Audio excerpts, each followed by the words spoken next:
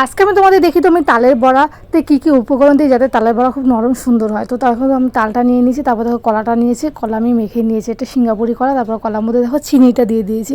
তারপর দেখো আমি চালের গুঁড়োটা অ্যাড করলাম, চালের গুঁড়োটা নিয়েছি, এর মধ্যে এখন দেখো আমি দুধটা দিয়ে দিচ্ছি। তো দুধটা আমার কিন্তু একটু ফোটানো দুধটা আমি ভালো করে জাল দিয়ে নিয়েছি। তারপরে আমি দুধটা দিয়ে দিলাম।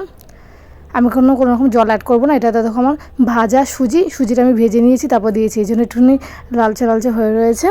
এটা ভাজা সুজি দিয়েছি। তারপর দেখো আমি নারকেল দিয়েছি, কোরানো নারকেল।